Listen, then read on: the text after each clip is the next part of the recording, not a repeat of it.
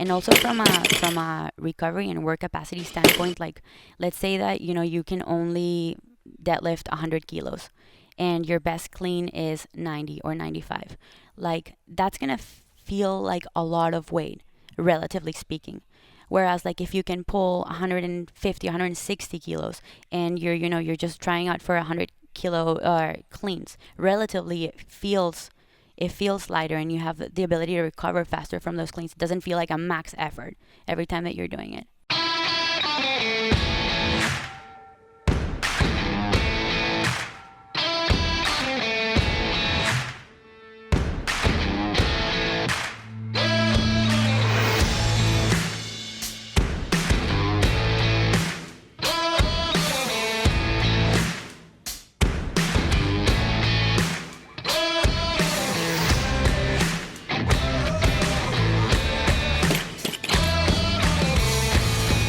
Welcome to Barbell Shrugged. I'm Mike Bledsoe here with Doug Larson, Andy Galpin, and our guest today is Stephie Cohen.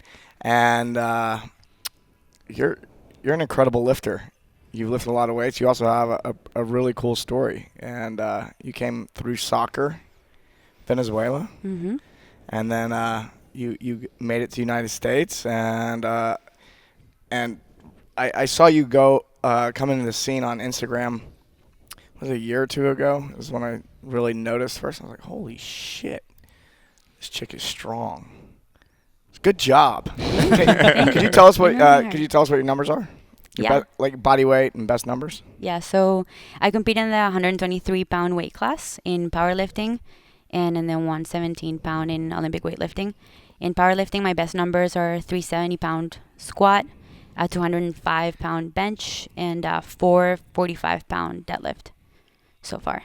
So you're rocking like a 3x body weight squat, and then that deadlift's like 3.5, something like that. I'm going for a 4-time body weight deadlift. I've been actually dabbling between the 123 and 114 class in powerlifting. My last meet, I did terribly on, so let's not talk about that. Oh. But I did compete in the 114 class, and I mean, had I hit the numbers that I would have been, I think, pretty close to a 4-time, if not 4-time deadlift. Yeah. 4-time body weight deadlift. I mean, there's not many people in the world, male, female, any weight class, that have hit a 4x body weight deadlift. That's really impressive. Mm-hmm. Yeah. In fact, do you have any idea how many people are out there that have done that?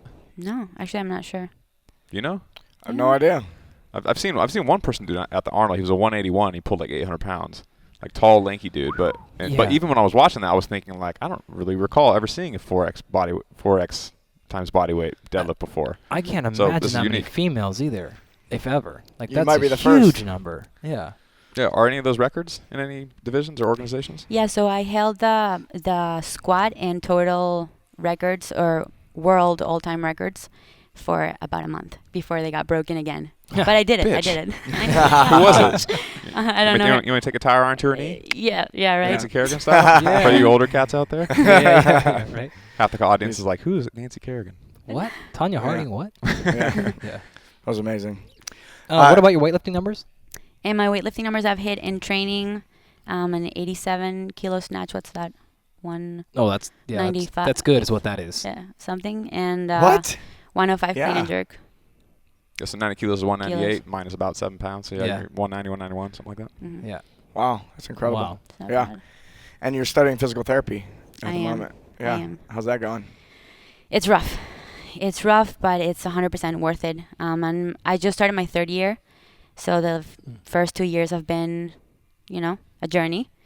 They say, I don't know if they say that for like every grad school program, but they say that in the first year they bored you to death. The second year, or no, they scare you to death. There you go. They There bore you you go. to death, and then I don't know what the third one is, but You'll it's find out. I'll find out. Yeah. I'll find out what the third. I can't tell you. third Actually, year I've been is. sworn to secrecy. So No, it's been good. I mean, it's amazing for me as an athlete to be able to have access to all of the professors and the information that I get, and to be able to understand things at such a deep systemic level. So it's been great in terms of training and just for general knowledge. Yeah, it's rare to find somebody who is going after the education you're going after, and also has this athletic background, because you have, being in a strength sport and strength sports, it gives you a lot of extra information that a typical physical therapist isn't going to have, and vice versa. And then you also come from soccer, where it's a field sport, so it's a completely different world there too. But to be honest with you, like physical therapy school, they don't really teach you specifics of like training or sports, or how to specifically treat sports injuries, or how to make a person an athlete, or how to make an athlete a better athlete. Like, we don't really cover that in school. PT school gives you the bare basics, and a really solid, great foundation from which you can derive a lot more knowledge. And I think like all of that, I mean, you probably know, like all of that, those studies you do on your own. Like, you buy your own books, and it all stems out of curiosity. I think that's like the most important factor for driving knowledge and improvement. Like, how curious are you? Like, how many questions do you have that need an answer, and how many books do you read on your own time, and are you applying those concepts to yourself, to people around you? Like, there's been many questions that I've had that, I've been wanting to, about my own training, or maybe people that I'm coaching, that I want answers to, and I try to talk about it with my classmates, or even my professors. And honestly, I've been disappointed in some cases, because they don't think about application. They understand it really, really well, but can they apply these concepts? And in some cases, if you're not practicing, then you can't, because you haven't even thought about that. Yeah. What got you into powerlifting? Hayden, actually. Before powerlifting, I was only doing Olympic weightlifting. I had a Cuban coach who had me training, 2 times a day. I was squatting 9 times a week. I was back squatting every day, front squatting every other day. It was a very like Olympic weightlifting specific, like no accessory exercises, just snatch, clean and jerk, snatch, clean and jerk. I did that for about 3 years, and then I met Hayden, and he's been into powerlifting for a while. So he said, "Oh, how about like, do you want to just like max out your deadlift, see what you can hit?" And I think in my first time maxing out my sumo deadlift, I hit a 300-pound deadlift, and he's like, "You should do this. You're gonna be good at this." Yeah, I mean, Hayden's strong as fuck too. Like, you're over there like squatting 600 pounds raw, right? At least. 640. Yeah, I mean, Hayden, you used to train with all of our good friend Travis Mass, and then that's kind of how you got into strength sports as well. Not to turn this into an interview from across the room, but just to add not context. So concerned about you anymore. Let's talk about you. We'll have just to add context. Hayden's later. a strong dude, done a lot of powerlifting, and so that was a good match, coming in very, very strong. Dating Hayden now, who also has very, very strong, good strength background. So absolutely. So you came in and you realized that, man, like first try ever, I deadlift well over 300 pounds. Maybe I could be really good at this. Exactly. Yeah, I think that when you're choosing a sport, I mean, for me, I've been competitive in sports since I was 8, starting with soccer and making a national team and stuff. But before soccer, it's not like I just did soccer and I was immediately good at it like I would in any other sport. I tried a bunch of sports. I tried gymnastics, basketball, karate, baseball, like when I was younger, and I kind of like discovered that I had a talent for this sport, that I have that potential to be good at it. So kind of like the same thing happened with powerlifting. I tried a bunch of things. I ran half marathons. I tried Olympic weightlifting, which, I'm decent at too. But then I found powerlifting, and I figured, I have the right proportions. I'm suited for the sport. I think I have the potential to achieve great things. How old were you when you first started lifting of any kind? 21. 21. You didn't lift any weights? 21. No, nothing. Wow. And even in soccer, we never lifted. Right. And then how old were you when so you started at 21, and then when was your first competition? That year, probably. I think I competed like a few months after I started. And that was weightlifting? Weightlifting. Wow. Okay, so you went through a couple of years of weightlifting, where snatch, clean, and jerk, squat more or less every day, and then now that you are deep in the powerlifting world, how has your training changed and evolved over time in this new sport? Yeah, so I love Olympic weightlifting, so I didn't want to give it up, which is why I started training hybrid. So I started, we found a way to program both into our training in a way that wouldn't mess either one of those up for us. So I started adding a lot more just deadlifting, bench, and squats at a higher intensity than I was before, because when I was doing Olympic weightlifting, it would be maybe 80-85%. You treat your squats as an accessory lift. The snatch and the clean and jerk are your main lifts. So ever since I started doing powerlifting, I've been focusing a lot more on strength and getting those numbers on those 3 lifts up. And kind of I've let snatch and clean and jerk go to the back seat for a little bit, just especially because I'm not competing in them. But I still train them every once in a while. So being really proficient at snatch and clean and jerk and having a lot of experience with those movements and the mobility to do those movements before coming to powerlifting, then focusing on like true raw strength in a variety of ways. Did you see your numbers in weightlifting go up once your raw strength numbers from powerlifting went up? Yeah, I'm huge, amazingly. Like the first time that I stopped doing Olympic lift, I think I took like a 3 or 4 month break from snatch and clean and jerk just because I was really burned out. I felt like I could not do snatch, clean, and jerk anymore. So I focused all my energy on powerlifting. I did a few powerlifting meets, got really hooked into it, and then I came back after I think the weekend of Reebok Record Breakers last year in November, and I came back to the gym and I'm like, you know what? I feel like snatching, clean, and jerking, and I didn't think about it at all. I just you know how you tend to like overthink so much snatching, clean, and jerk. Oh, this is the right technique. Like, is this what I'm supposed to do? Whatever. So I just came into the gym and I kind of like trusted that I've gotten stronger and that I had the strength to PR that day. And I ended up hitting like 10 kilo PR snatch. Wow. Yeah. Wow. And a 5 kilo PR clean and jerk that day. Like my snatch had been stuck at the same number forever. And I feel like I had this strength, but I couldn't commit to it. I don't know. And kind of having that strength surplus really gave me the confidence that I needed to hit that number that day, I think. So how did that experience change your beliefs on strength and power and training? Well, I think that strength is never a weakness. You know, I think that... That's a great quote. Yeah. No one ever complained about being too strong. Exactly. Right. Exactly. You can never be too strong. And I think that focusing on strength and getting your pull and your squat up will lead to having better confidence when you do snatch and clean and jerk. And also from a recovery and work capacity standpoint, like let's say that you can only deadlift 100 kilos and your best clean is 90 or 95. Like that's gonna feel like a lot of weight, relatively speaking. Whereas like if you can pull 150, 160 kilos and you're just trying out for 100 kilo cleans, relatively it feels lighter and you have the ability to recover faster from those cleans. It doesn't feel like a max effort every time that you're doing it. I heard someone say one time, and I thought this made a lot of sense at the time. There's a lot of power lifters that, if you squat 700, then you can probably clean, 350 or whatever it is, like maybe half your squat. But just because you clean 350 does not even mean anything close to that you can squat 700. So because you can do one, you can do the other, but because you can do the other doesn't necessarily mean you can do the one. It's not reciprocal like that. Are you talking about clean and squat? Did you say deadlifting and squatting? Sorry. In that example, I said squat, like a powerlifting squat. Just lifting the ability to move 700 pounds. Like if you can move 700 pounds, then moving 350, even if it's not a movement you're proficient in, probably won't be that difficult. But if you can move 350 on a clean with perfect technique, that does not mean you can move 700 pounds no matter how you position yourself or what type of squat it is. Of course. Yeah, raw strength just goes a long way is the whole point. Exactly. Yeah. So in your case, you're competing in the 123s and the 114s. Is that what you said? In powerlifting, yeah. All right. So between those two. Okay, so you're trying to be quite small, and you got to be super lean to be that small. You got to be really strong, of course, to hit the numbers that you're hitting: 3x body weight squats, and you're shooting for 4x body weight deadlifts. How do you stay as strong as possible while hitting weight? While making weight for competitions, you mean?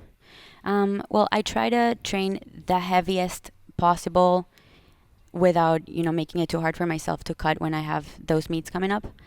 But I think it's just a matter of like having your nutrition in check, like eating the right things in the right amount, in the right proportions, and nutrient-rich foods, getting your sleep in check, and of course, having a program that makes sense.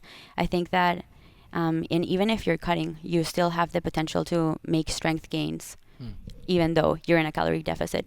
Yeah. So Like I'm going to ask a really, really hard question, Okay. but just because I'm very curious. Could you just like give us a sample week of your training and then of your as much as you can about your food? So what's a normal week when you're trying to do your hybrid powerlifting / weightlifting and then the food? Okay.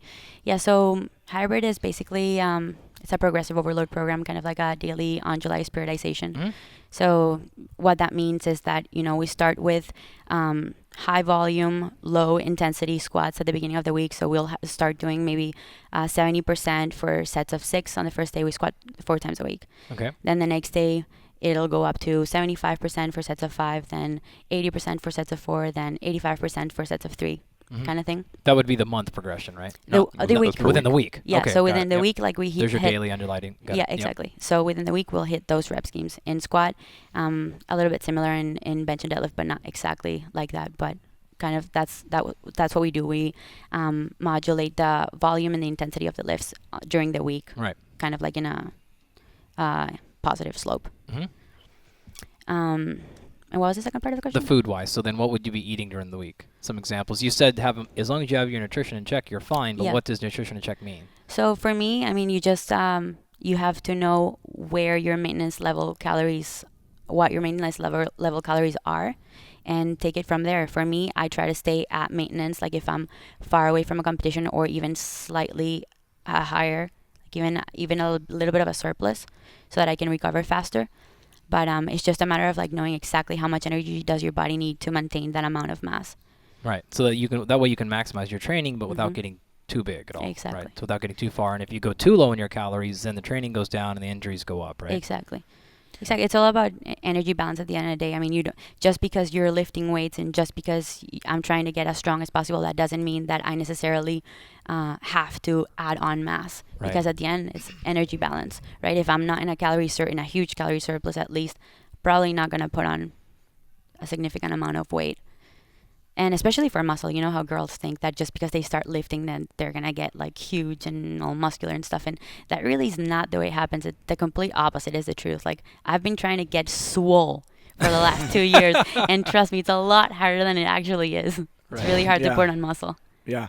So I imagine with the hybrid approach, you're trying to get really strong at 5 things, right? Mhm. And so that's a lot more things than most people are trying to build strength around. Is there a decrease in injury in that case?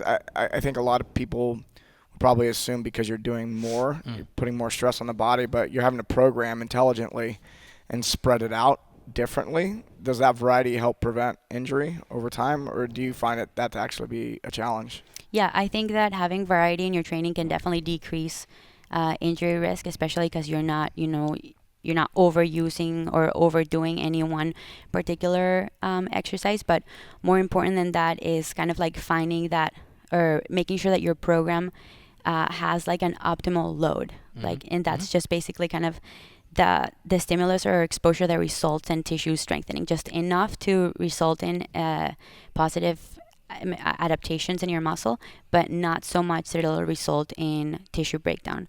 So it all comes down to how much can your muscle tolerate and how fast you can recover from those workouts. So I think we program in a way that's smart, that won't put people at a high risk for injury, and that's at least what we found. You're just trying to get a little bit stronger every day.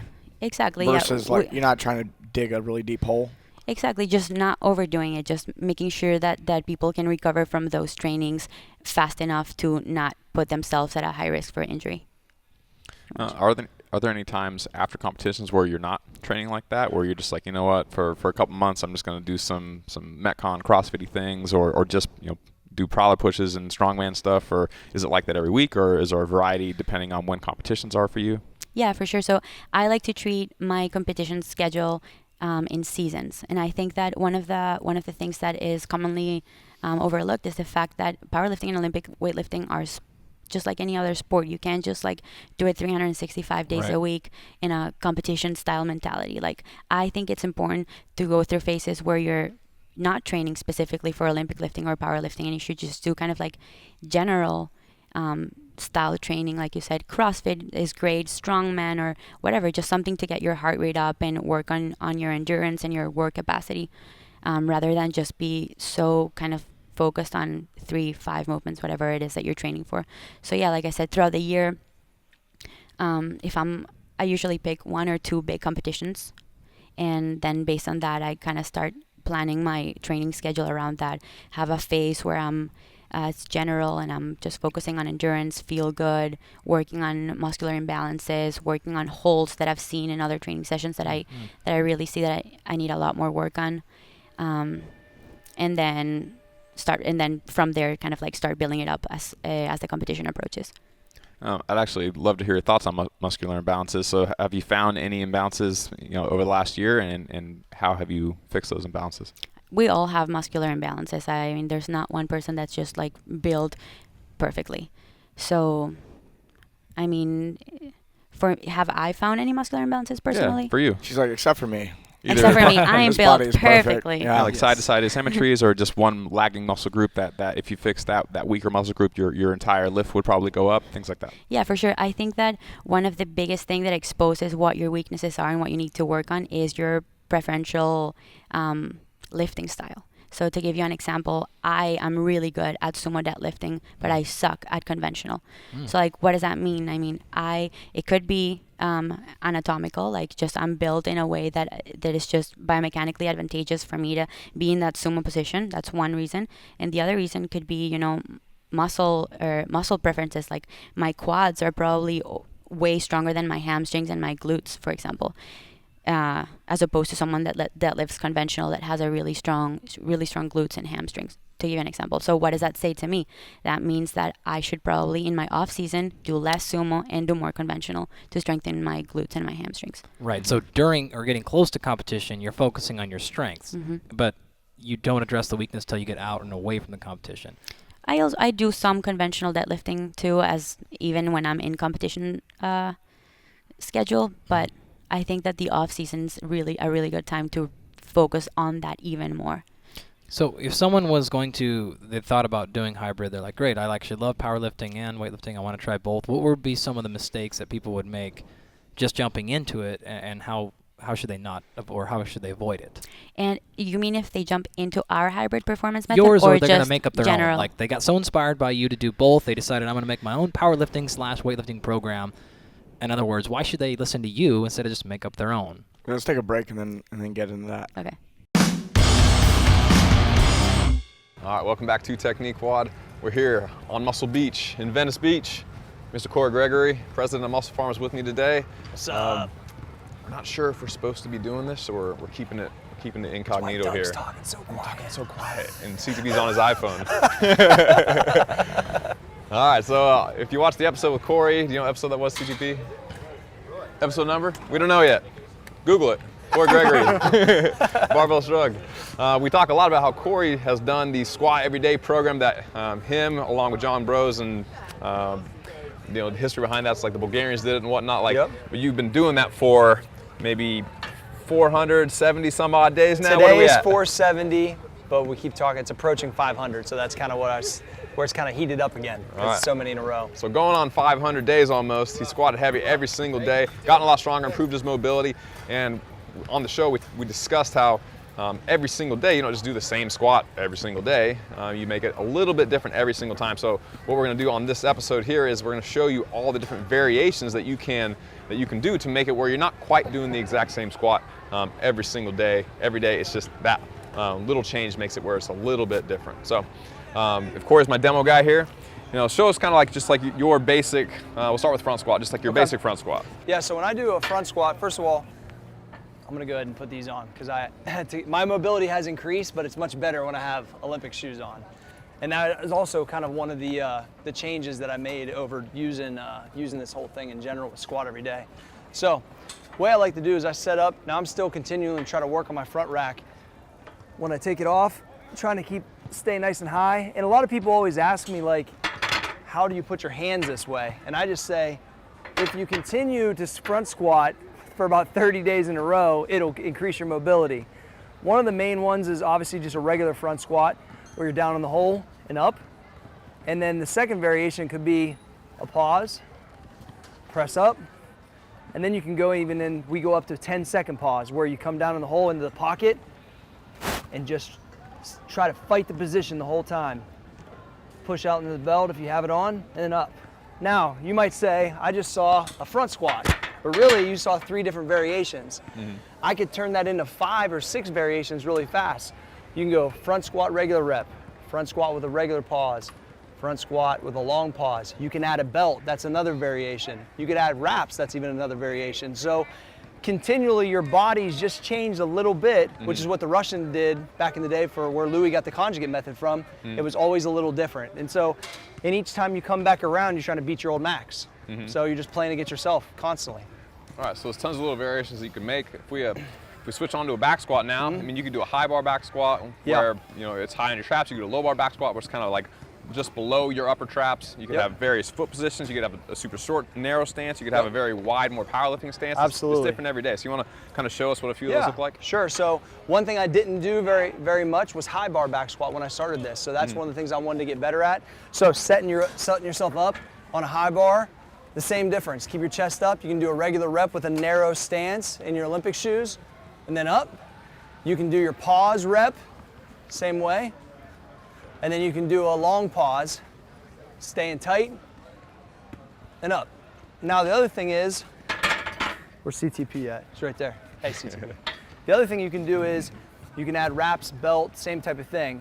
Or you can go on a low bar, where you're gonna use more of like a nano or a flat-soled shoe, more like a West Side style squat, where you'll dig it real deep into your traps, keep it on a low bar with a wide stance, sit the hips way back, and up. Boom. And doing a low bar, wide stance, powerlifting style squat like that is something that, you know, as an example, a lot of CrossFitters don't do very often. No, not at all. Also, right now you're barefoot. That's a variation in and of itself. Absolutely. And what we talked about earlier was my mobility has increased so much over this almost 500 days from using a lot of Olympic shoes that now I can squat in flat-soled shoes, but with Olympic stance, which there was no way I could do that before. And so that helps out a ton too. But we just showed you over 10 variations with no crazy bars, not really a whole bunch of equipment. So right there, that's a format of conjugate right there. Yeah, and then on the show you mentioned now you throw bands and chains into the mix, and then specialty bars into the mix. Right now we're using a straight bar for just straight bar back squats and front squats, but you got safety bars, giant camber bars, you got regular cambered bars that people normally like associate with bench pressing that you could easily do a squat with if you wanted to. It's not very common, but there's no reason you couldn't do it. Sure. You got the spider bars, you got all kinds of other bars that people squat with all the time, but just most regular commercial gyms, you know, I haven't walked around in Muscle Beach here, but they probably don't have them here either. No. They don't have them most places. So between all the various foot positions, all the bar positions, all the different specialty bars, chains, bands, footwear, belts, wraps. Between all the different various combinations, you could have all those things. You foreseeably could have, you know, many hundreds of types of squats easy. You're never gonna run out of options, which therefore, and you look at it like this, let's say you're rotating 30 exercises. You might not touch the same max for a whole month. Yeah. And then when you come back to it, you're probably gonna blow through it. And if you look at your body of work over a month's time, if you increase your max 5 pounds here, 5 pounds there, 5 pounds there, you're just getting stronger overall. And and when it's the time to test it on the platform, it'll show up. Yeah, and a lot of people they'll get stuck on a certain weight that they do the same back squat every day and they can't get past 405 or whatever it is, and there's this perceived barrier for whatever reason. But if you're doing a different squat every day, you don't know what your max is, and so you just keep adding weight on the bar until you can't do it anymore. Until that day comes around and you give it a shot, and usually you blow through it, or you're pausing what your old max used to be, which happened to me multiple times. Yeah, and then you end up hitting it for reps a couple months later, hopefully. Easily. Yeah, absolutely. The only thing we left out there is that also box squats and squat depth. You could just do quarter squats or half squats or box squats to various heights and do that intentionally. There's nothing wrong with doing a quarter squat if you know why you're doing it. Yeah, not doing it because you don't know any better, but doing it intentionally is a big deal. It's just to overload the body. You can do hanging bands. I mean, with the West Side method, with John's stuff, with all the stuff that there's out there, there's no reason why you should run out. So I am not bored squatting 500 days in a row. It's made me way stronger. My position's much better. And if you're a CrossFitter out here watching this, go to your box 20 minutes early, take a conjugate squat, and then do the rest of everything. And I think 1,000% in 100 days, you'll feel a difference. I know it 100%. There you have it. All right, Corey Gregory, you can see him on Instagram at Muscle Farm Prez. Muscle Farm Prez on Instagram. He squats every single day, so get your daily dose of motivation there. If you want more videos like this, you can go to barbellshrugged.com, click on the Technique Wad tab at the top of the page. More videos are in the library. We'll see you another day. Awesome. We're back with Stefi, and we were on the break, and you were wanting to dig into something. This happens a lot. We take a break, and then it's like, oh yeah, that's what I was going to say. Yeah, I wanted to briefly mention when Doug asked me. It's actually a little bit closer, just like that. Okay. When Doug asked me a question about how do you stay in a weight class while also trying to maximize strength, and a point that I really wanted to bring up is that there's two things that are the main drivers for strength increases. One is hypertrophy, and two are the neural adaptations that come with strength training. Okay, so it's it's common to see, let's say, like a huge bodybuilder with huge muscles that is not strong, right? Like you can have hypertrophy without the neural adaptations, without the strength improvements. How your program is designed is pretty much what's going to determine if you get stronger or not. Even though it's well known that a muscle with a higher, bigger cross-sectional area, a bigger muscle has the potential to become a stronger muscle just because there's more muscle fibers there for motor units to innervate. But you can have increases in strength without the increase in size. And that is what we know as the neural adaptations. And basically what that is how well can your brain control the timing and coordination of your muscles at that point to perform a skilled movement. So like is that connection coordinated, and how is the frequency of that firing from your brain is pretty much what's going to determine how strong that contraction is. So that's just a point that I wanted to bring up. What do you have to say in terms I was going to say muscle physiologist. You want to fill us in on neural adaptation? Well, yeah. The other portion of it actually is the individual muscle fibers themselves can enhance their contractility without getting bigger. There you go. So the neural adaptation is funny. I'm being a muscle guy. I like to give all the credit to muscle, not the nerve. Fuck the nerve. Yeah. What did it ever do for us? Yeah. But your point is the same. Where these are some of the things that allow you to produce more force without necessarily having to be bigger. Exactly. So the nerves are more efficient. We have an increased synchronization. So the right ones fire at the right times. The pennation angle, so the angle at which the muscle connects to the bone, can change. And this is going to have a trade-off between velocity and force. So if it moves in a certain direction, it'll contract faster. And the pennation angle changes based on how big it is, you mean? Based on training. On training. Yeah, as a result of chronic training. Okay. And how you train probably influences how it changes as well. Mm-hmm. And then the fibers, you're deep enough into the physiology. The sarcoplasmic reticulum, which is what releases the calcium that allows the muscle fibers to contract, that is thought to actually increase its calcium sensitivity. The contraction velocity, all of that we've seen in our lab, change as a result of strength training. And I think one of the fun things that we've always wanted to do is to compare a powerlifting or weightlifting type of training compared to a more hypertrophic or bodybuilding thing. And we haven't really been able to do this, but I would almost guarantee my career that the strength-based training would actually allow the fibers to enhance their sensitivity of the calcium on the troponin. That will increase the contraction velocity. So all that to say, you're totally right, is my point, that you can train and be very, very strong and powerful without actually having to make the muscle bigger, which is really important for weight class folks like yourself and any of the athletes that Doug and I work with. But I always say this is also a point for anyone who wants to get stronger but doesn't want to just look bigger. Like there are a lot of physiological mechanisms that allow you to get that strength goal or power goal or endurance goal without adding any more bulk to your frame if you don't want. Right. I feel like we need to edit in like a list alongside you guys as you were just saying that. It's like words to Google. It's like sarcoplasmic reticulum, calcium, troponin, tropomyosin. Crossbridge. Go Google all those words. Get on it, Hunter. We don't have time to explain. Do you do anything around here? Yeah. Gosh. What's the budget for this guy?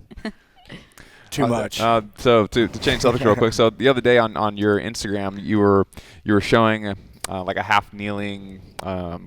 Good God, what was it called? Windmill. Half kneeling windmill. And you were making the point that you can get more range of motion, but you have to lock that range of motion in place by strengthening the end range. You want to dig in that topic a little bit? Awesome. Yeah, sure. On stretching and stuff. Mm-hmm. Yeah. So basically, what I said in that post is that stretching without taking your body through that range of motion and utilizing that new range of motion is like typing a lengthy Word document and never clicking save. Like your muscles are not just, it's really, really hard to change the length and tension of your muscles and of your fascia just by stretching. It's really, really difficult. So we know that muscle length and tone is also modulated by your nervous system and by your brain, and how you can control that one muscle is active and the other muscle is relaxed so that you can get into that stretch position, right? So essentially, I like to incorporate more active stretches and active movements in which I put my body into the range of motion that I want to achieve, and just kind of like consciously activate certain muscles and try to relax certain muscles so that I can lock in that range. And the second important point about stretching is that you need to be able to stabilize in that range of motion in order for you to be able to use it. So I think that a lot of people fixate so much on mobility and like increasing range of motion. You see like people with the bands in CrossFit gyms for like 40 minutes before their workouts, mobilizing and increasing range of motion, yet they're still getting injured. Because really there's no research that says that more stretching leads to lower risks of injury at all. So can you increase the range of motion? Great, good for you. But can you stabilize in that range of motion? Because a loose joint, a lax ligament is not gonna do you any good if you don't have stability in that motion. So we always want to have that proximal stability if we want to keep injury risk low. And another important point about stretching is that I think it's important to see if you have like discrepancies from like one side of the body to the other, because that, I mean, then you do really want to spend some time stretching that. For example, if you have one hamstring that's tighter than the other, I think one that's pretty common for people is hip internal rotation. Like if you sit down like this and then you try the other side, you're gonna see that you have one hip that's like super locked up, and that's something that you really want to address with joint mobilizations or even some degree of like static stretching. Did I answer the question? What was my question? I don't even know. I don't know. It doesn't matter. But there's actually there are some people that would argue Yes, you did. Now more that I towards remember. your point that the ability to increase muscle length is almost nil. In other words, like there's strong discussion that you really can't change the length of a muscle. So any improvement in range of motion is actually coming from connective tissue, and that also appears to be extremely unlikely because it is such a non-plastic tissue. So most of it then is surmised to be coming from the neurological aspect of it, which is why PNF stretching is so effective acutely, right? You can see changes of 10, 20% within seconds, right? This is why reciprocal inhibition works so effective, right? This is why when you're stretching your hamstring, contract your quad, right? Because then you'll take advantage of Golgi tendon organs, things like that, and you can see much more effective. But to your, I think if I'm understanding what you're saying correctly, is that's all well and good, but then at that point you still needed to then make it contract. Yeah, you have to But lock, under some force. Exactly. You Right. have to lock that range of motion in with some kind of active movement. Yeah. Like even if you're trying to increase your hip flexion, like you stretch it here, this is great. Like look at how much motion I have here, but can I lock it in? No, like it falls. Ah, I right? see. So like can you actively hold that position? And actually, I don't know if you've heard of Dr. Andrea Ospina. Oh yeah, sure. He's a sure. functional range yeah, conditioning guy. Sure. So I love what he's putting out. So I'm actually flying to Toronto next weekend to sit down at his seminar. It's a 3-day long thing. And I'm really, really excited to see all that he has to say about active stretching and that kind of stuff. I don't have that much information now, but I'm just going to go ahead and guess, since you're a young female, that you're super mobile and flexible. that's debatable. Okay. I am more flexible than Hayden. That's for sure. Oh, He's not. yeah, come on. Look at him. Look at that posture. He's terrible. He's text-necking right now. Text neck. No, so I'm just wondering, though, could you walk us through, because I'm sure you do some stretching, some mobilization. What's your warm-up or stretching look like? Are those separate things? How do you work that into your training? So I usually I start my workouts with a dynamic warm-up. So basically kind of like lunges, forward lunges with like rotations and side-to-side lunges. You're with- allowed to do that in powerlifting? Yeah. I thought can you all believe that it? was illegal. Nope. Well, you don't do anything side to side. No way. No way. No, you just, yeah, most people just say you have to like stay Right, here. right, right. Otherwise you lose all your gains. Yeah, totally. Totally.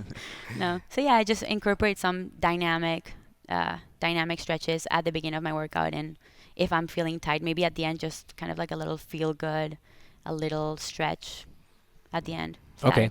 But So you normally don't do any static stretching, No, normally not. I've gotten into Pilates lately, right? and I actually love it. You know, I think that a lot more. No one likes it until they try it. And then Have they- you and done then- it? Right. No. You've never done it? I'm afraid. You No. have never done it? I'll get sucked in.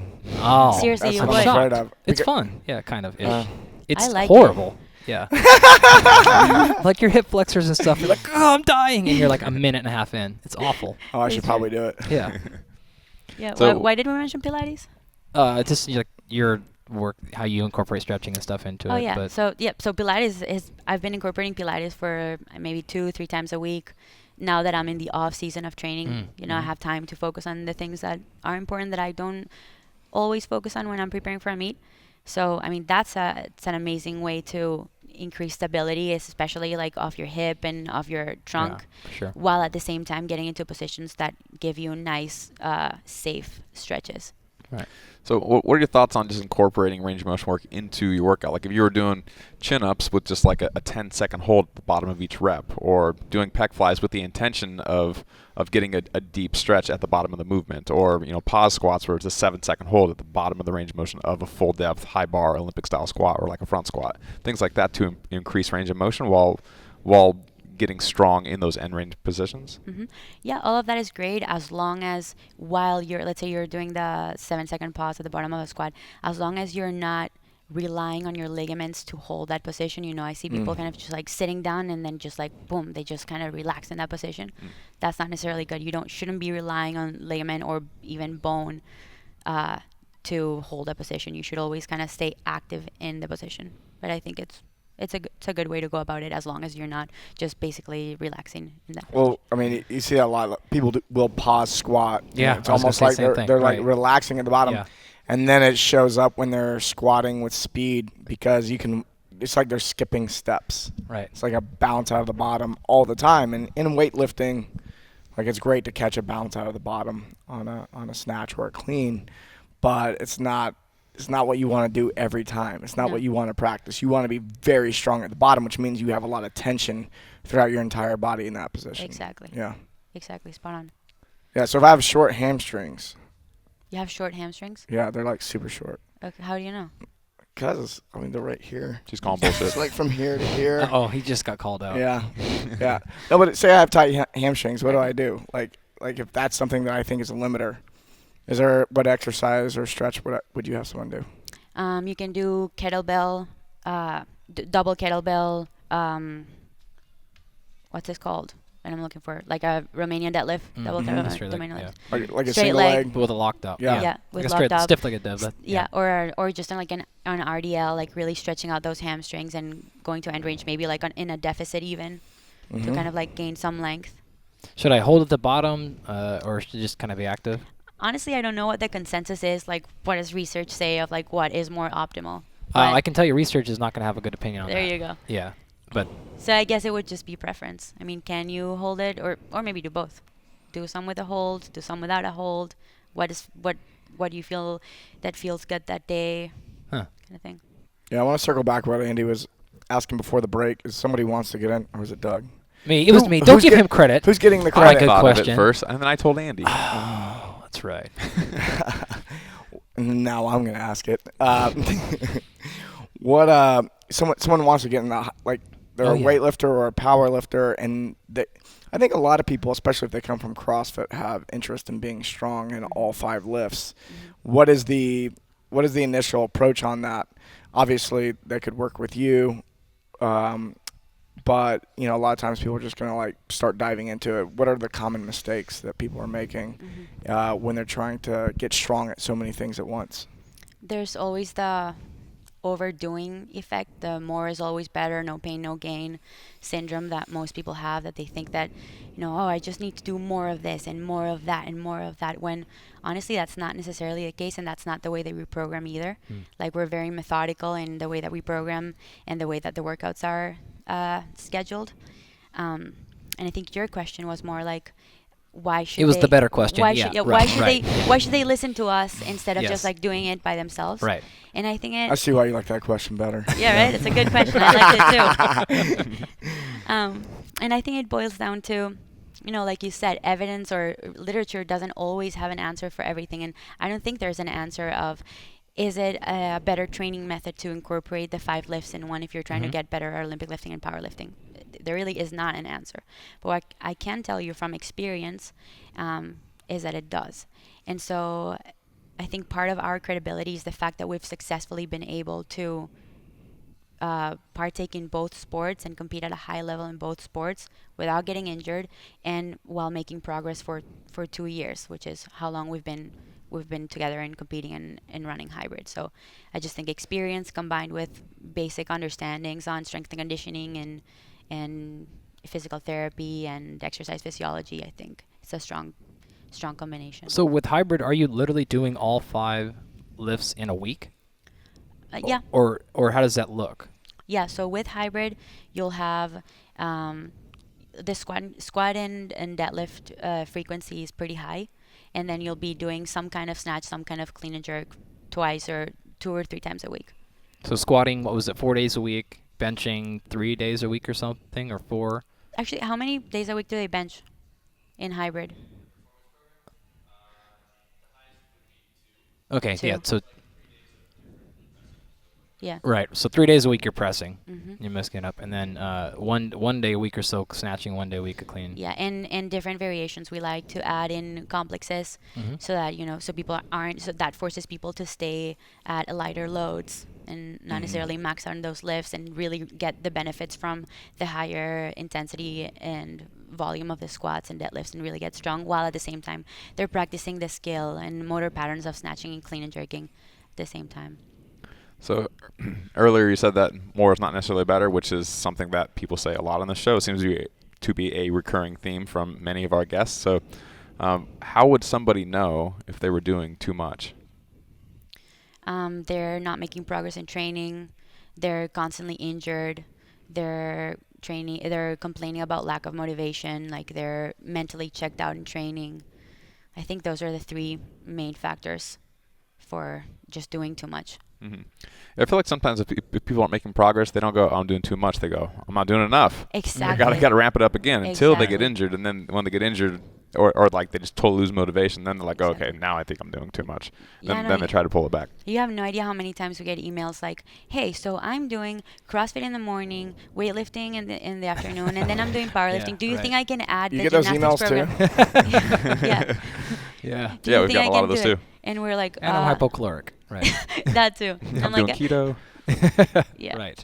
And I'm like, no, actually, I think that you should do the complete opposite. How about you just do one Right. for Yeah. a little bit? Yeah. And just Mm. So speaking of injuries, you were injured at some point over the course of the last year, and you've been battling back from that. hmm Where are you at with that now? Yeah, so I'm pretty much, I don't want to say 100%, but maybe, 95, 98%. I had a little back strain at the beginning of the year in January. I had just come back from taking a whole month off. I was traveling in Japan, took a month off, and not because I wanted to, but literally there were no gyms open. In December, which is, New Year's season, everything closes like 10 days before, 10 days after.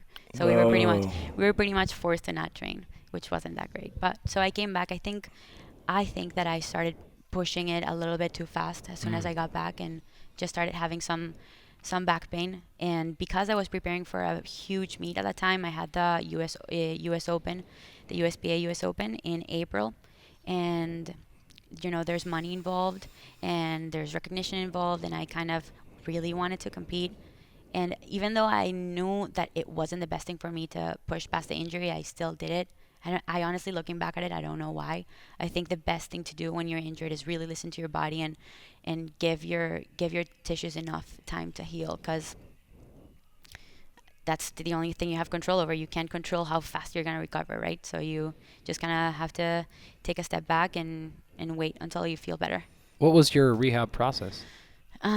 So basically, I stayed away from any squatting and deadlifting, and started focusing a lot on single leg movements, braced movements, like stuff when I'm holding on to benches or the wall, so that I don't have to stabilize that much in my trunk. I added in the Pilates, which I think that really, really helped me.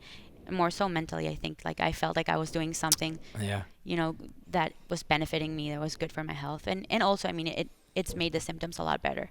I was seeing also a chiropractor at the time, pretty religiously, 2 to 3 times per week. So I got soft tissue work in and mobilizations and that kind of stuff. But I think the main point was that I didn't just stop training, didn't just stop going to the gym, because I think it's way harder to get back in if you kept the habit. Exactly. I kept showing up to the gym and doing whatever felt okay, whatever didn't exacerbate my symptoms at the time. Yeah, and then you attacked your rehab from a bunch of different angles, it sounds like. Yeah. Yeah, that's, I think, another huge mistake to make is like, oh, I'm just going to the chiropractor, or I'm just doing A, B, and C. When really, when you have specifically low back injuries, which are so non-descriptive and it's so hard to identify what the problem is, you probably should then therefore attack it from a bunch of different angles. Exactly. I think a lot of people, I mean, when Doug and I were running the gym, it was extremely common to hear people, they like hurt their thumb and then they're like, oh, I can't come train. You know, Oh it's my like, and they gosh, just yes. sit on the couch, and it's like it's just moving and having your blood flow, and it is going to help recovery. Like just the super, small basics, even if it's going for a walk. But a lot of times people suffer an injury and just completely shut down, and for someone. And people will do that over like an ankle or something, but your back, which is involved in everything, which you pretty much can't do anything without hurting it, and you were still really active, it sounds like. Yeah, exactly. I have a postdoc in my lab right now, Irene Tobias. She's a powerlifter and CrossFitter / triathloner. Wow. Yeah, so she's all over the I place. do it all. And so since she has been in my lab, we have actually gotten really sort of interested in the female athlete, particularly the female strength athlete. And again, by we, I mean I forced to become, because she's driving it down my throat how we never study females and these type of athletes. So I'm very interested to hear your thoughts on training for these strength and power sports as a female versus a male. Should you train differently? Do you guys train differently? What are your thoughts on that? So, speaking from a completely anecdotal standpoint, from my own experience, Hayden and I follow the same exact program that we've written, and we train the exact same way, and it's yielded really, really good results for both. Yeah. But I think that, the main thing would be to understand what holes in training you have. So an example would be, I have a way weaker upper body than Hayden. Right. Relative. Right. Relatively. But you're going to see that always in females. In females, right? exactly. So maybe I needed to increase my upper body and benching frequency up so that I can catch up. And then the other one is how much volume can you tolerate? Mm-hmm. So it's been proven that guys have a lower tolerance for volume than females. Generally speaking. So, for me, I can withstand a lot more volume, and I can add in more lower body exercises, more upper body exercises without getting injured and recovering quickly. Whereas Hayden sometimes or guys would need to take a step back in that volume and really make sure that they're recovered before the next training session. Yeah, so sounds like the core of your program is identical, but then you may be doing a few accessory things at the end to add more volume for you and to add more upper body, and then he may be taking more recovery. Exactly. Right. So I feel like a lot of people talk about, this is backed up by science and you got to look at the research, et cetera, but I feel like in my experience, if you haven't gone through graduate school, then you haven't spent a lot of time actually looking at research. Most of the coaches I know that talk about science and research have never looked at a scientific paper ever before. Right. You guys are the exception to this. Like, you guys have looked at a lot of research. You guys both are into research in some respects. So I'm curious, for people that have never looked at any research before, like, how would you start actually reading real scientific research on training? How would you start reading research? Yeah, where would you start? How do you do it? Like, if someone's never done it before, like, what do they do? I think you first need to understand the basics of research and understand statistics, I would say. Right. Because, like, all of these papers are open for interpretation. Like, you can read that paper and I can read that paper and I can get to a completely different conclusion if either of those of us doesn't understand how to read the paper and what those numbers actually mean. So I would say first understanding statistic and research and what a standard deviation is and what all those terms that come up in those papers mean, and not just kind of reading the abstract, jumping all the paper, and then just reading the conclusion and concluding the same thing as the author. So yeah, what would you I would say? agree. I would say that actually, specifically to your question, Doug, if you're really the average everyday person and you really don't care, what I would say is don't waste your time. Like, just don't even start, because you're going to get tracked. You're going to say the wrong thing. If you are someone like us who's interested, then you can learn these things. There's a bunch of websites like ResearchGate where people can go to, and these are generally a bunch of free PDFs that authors are putting their stuff up on. So for people like you that are interested, you can go there. In addition, there's a lot of people who are putting out a ton of infographics on Instagram or websites and things where they're taking research and they're breaking it down into like a fairly user-friendly version. Yeah, those summaries are killer. Yeah, I mean, YLM Sport Science is great at that. Brett and Chris Beardley's things, those are all fantastic. You know who started an amazing compilation of articles? Greg Knuckles. Yeah, Greg, yeah. Eric Cressy, and who's the third one? And Helms? no, it's Mike. It's Is it Mike Zordis, yeah, Yeah. the daily undulating period guy. Yeah. So they started, it's called MASS, Monthly Applications in Strength, and something like that. And they basically, buy a subscription, and what they do is they take all of these complicated research and they put it in ways that you can understand it. Mm-hmm. Yep, Nice. they've got those. Is Alan Aragon's got the same Yeah. thing. He's had for like a decade or more, Mhm. for forever. Those are all places to start for the general person, because you're very good. There's a great paper, or a couple of papers I love to make this point.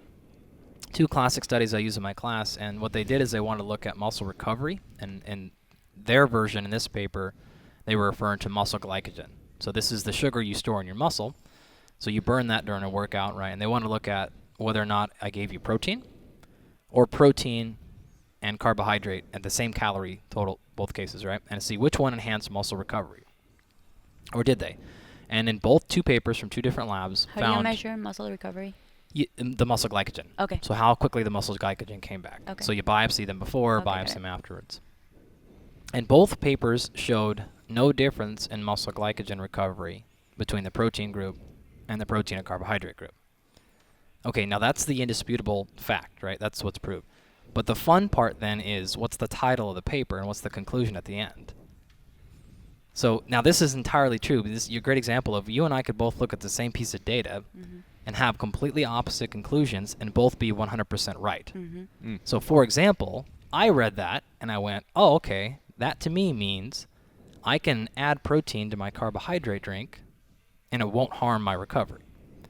The title of the paper was basically protein does nothing, because the protein didn't add to the recovery. And so I'm like, well, this, you could either use this to justify that protein's not doing anything, or you could use it to justify that you can add more protein and you'll be fine. Right. And so that's what you mean when you say, like, don't read those conclusions, because the author is going to make that choice for you. And then you're like, oh, okay, great. Looks like I don't need my protein. That was all bullshit. It was all a lie. We proved you don't need protein post-exercise.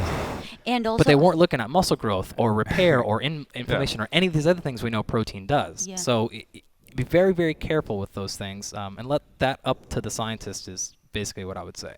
And also, I think an important point is that just because there's an article, just because it's written in a journal, just because someone made a post about it, doesn't make it 100% the truth. For sure. You For know? sure. Like, Very true. I think that, like, what is evidence-based practice to you? Yeah, so evidence-based practice, in my mind, is a combination of 3 things. It is the science as a portion of it. It is your own personal experience, your own knowledge of your own body and training. And then the third is the expert opinion. So actually, I just had my last Instagram post was about this, and we got berated. People are like, oh, anecdote is not a part of the tree. You're like, you're a fucking idiot. Like, you're an idiot if you don't think that your own That's an 20... anecdote. We don't know he's an idiot. Exactly, right? So the point of the post was actually Brett's post, and I re-put it up. But the point of the post was a scientist, in my case, ignoring what Doug and Mike, as practitioners who have spent more time with actual individual athletes than I have. It would be as foolish for me to ignore their 20 years of experience as it would be for them to ignore my 100 papers. So we're both making mistakes on that end. Evidence-based practice to me is a combination of both of those two, plus, okay, well, what I found works for my individual athlete and myself. Exactly. I couldn't agree with that more. Yeah.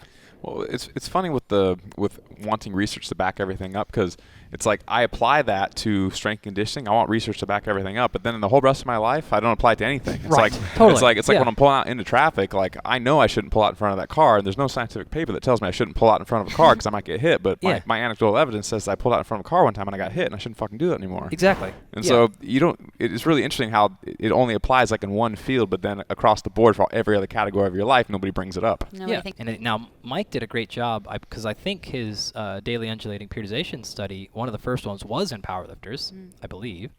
But I mean, you're talking like 1 or 2 training studies, so that I guess means you don't train, because you don't know what's scientifically shown or not. So we're making inferences based on what we were trying to see, and we're just trying to help guide people in a direction and say this is what's probably going to work as a starting place. But you got to remember, like, your physiology is way different, so you may have to make a decision that we don't have any clue about. exactly. Which I think your hybrid program is a good example of, because technically you don't have a single study to prove that thing works, Exactly. and you never will. So I guess it's a sham. You're a charlatan. Yeah, but no, of course. Like, you're showing right now, you are proof in the pudding a little bit that says, like, this can work here, and this is how we've done it, and you've shown some pretty good success, I guess. Your numbers are I pretty suppose. decent. Yeah. For a girl. So what's next for you? What do you got coming up?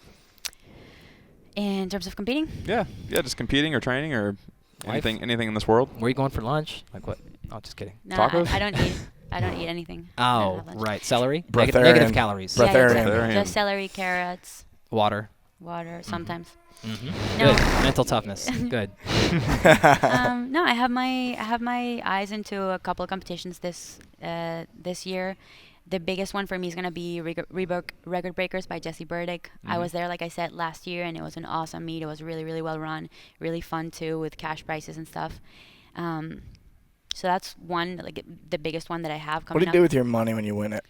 What do I do with it? Yeah, buy- I feel like money that you win is spent differently than money that you just get. Oh, pa- for sure. that you earn. I like go straight to that Lululemon. Lululemon. Straight to Lululemon. I use it as a bank. Hold on my money for me. Then they never give it back. Yeah, weird. There's actually a black market for Lululemon. You can. I've Really? What? In Venezuela? On the dark In web? Venezuela? No, not in the dark web. Oh. Actually, on This gets You off use track Bitcoin to fast. buy all your Lululemon on the black market? on Facebook, actually, I've resold tights that I bought for $60 for $100. Really? Yeah, What? based on the patterns, people We're missing out. There's a whole world out there of obsessed girls with Lululemon. Gary Vaynerchuk was talking about this at one point. He said that the average person could in America make $80,000 a year simply by using eBay. You just go on eBay and like yeah. you got the app now, and you can just go around scanning things. Oh, and seeing what people post pay it on for. eBay, and when someone buys it, you can just go pick up the item and ship it to them. Yeah. It's Ah, true. It's nuts. Wow. So there's a that- business that's opportunity not for you, shocking. dear listener. Yes. If you don't have a job, there you go. No one can stop you doing Was that. it one. yeah? Is and that like- covered in Barbell Business podcast? Is that Yeah. We're on doing a there? whole episode, next episode. Yeah. Fantastic. Yeah, Okay. and he was also talking about there's shocking how much shit is laying around your house. Oh yeah. If yeah, you just yeah. put it on eBay, like you could probably make 10 G's real quick just from random stuff in your house. The people on eBay, I mean, people are just looking for anything. How many cabinets of Lululemon do you have? Honestly, Yeah. I think I'm a little bit ashamed of that. Good. That's why we want to hear it. Honestly, my whole wardrobe is pretty much Lulu. But just because I don't know how to dress in any other thing, I swear I try. It's safe. It's a safe place to go. Exactly. You buy Lulu, you know look what? good. You just buy a tight, buy a shirt, and it just looks, everything matches together. You don't have to think about it.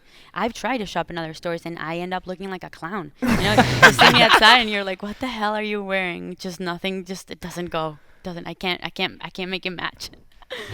Well, awesome. you're not going to unmatch any of the three of us. Yep, so you're safe here. seeing how None of we us have any dress- fashion sense. That's Yeah. true. Yeah. Unless we put on Lulu, then we look like we know what we're doing. Mhm. Yeah. No.